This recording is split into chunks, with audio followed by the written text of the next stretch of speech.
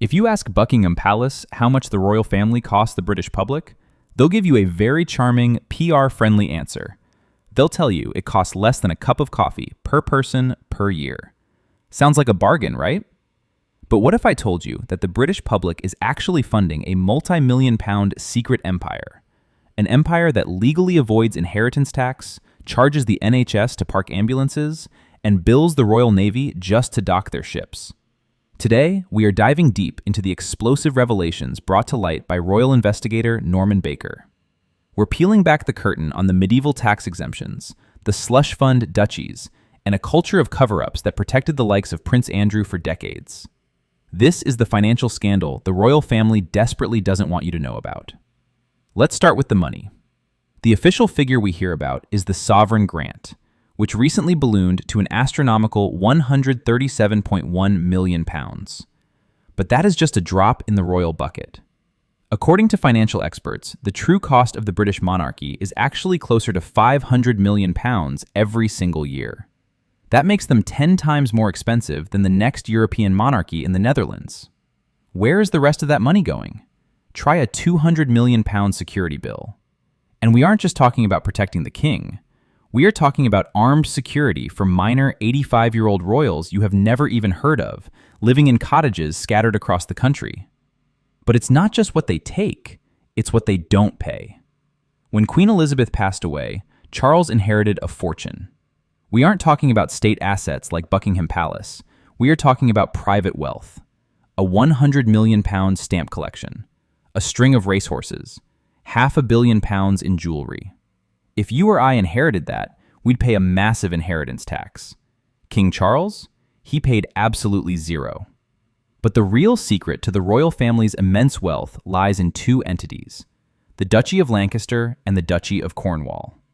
Originally, back in 1760, royal lands were handed over to Parliament in exchange for an annual allowance. But these two duchies were considered worthless at the time, producing barely £16 a year in profit, so they were left out of the deal. Today, they are essentially massive, multi-million-pound real estate empires that operate entirely tax-free. Last year alone, Charles pocketed £27 million from Lancaster, and William took $22 million from Cornwall. Critics call them what they really are, royal slush funds. And how do they make this money? Prepare to be outraged. The Duchy of Lancaster actually charged the NHS, the UK's publicly funded healthcare system, over £800,000 a year just to park ambulances in a derelict warehouse in London. In Devon, they charged the Royal Navy £1.2 million to refuel ships on a jetty that the taxpayers built. Why? Because the duchy claims they own the water. When the London Underground was extended, the tube happened to go deeply underground beneath a tiny sliver of duchy land. The royals demanded £5,000 for access to the subterranean dirt. They even claimed money for a bridge going over a river, arguing they owned the air above the river. It is a level of nickel and diming that borders on parody. But financial greed is only half the story. The other half is how they use their power to hide their secrets. For decades, Prince Andrew was Queen Elizabeth's favorite son. He operated with zero parliamentary oversight as a trade envoy, a title he seemingly used to fly private jets to golf courses at the public's expense, staying in five-star hotels and alienating foreign diplomats with his arrogant behavior. And then came Jeffrey Epstein. Epstein and Ghislaine Maxwell were entertained at Buckingham Palace and Balmoral.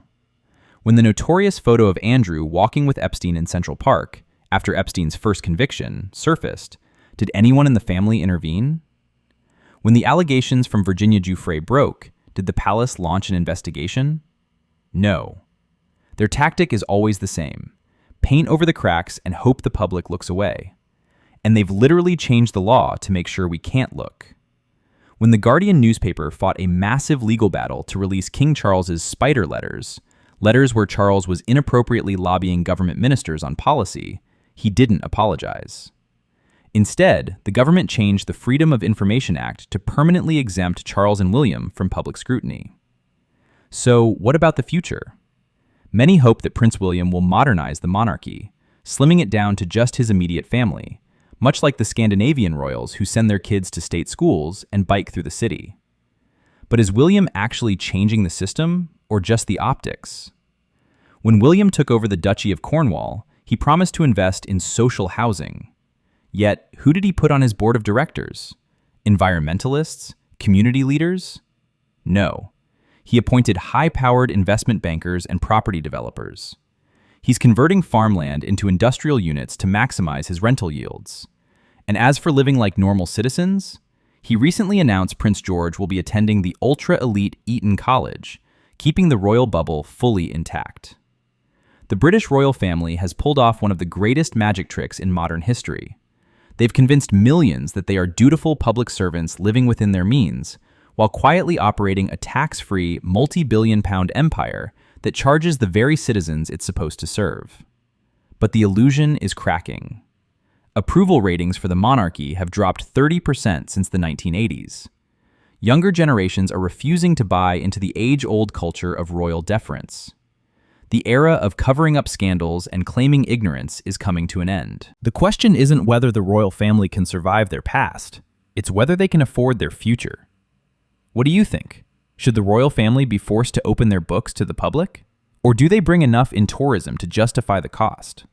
Let me know in the comments below. If you want more uncovered secrets and deep dives, hit that subscribe button and like this video.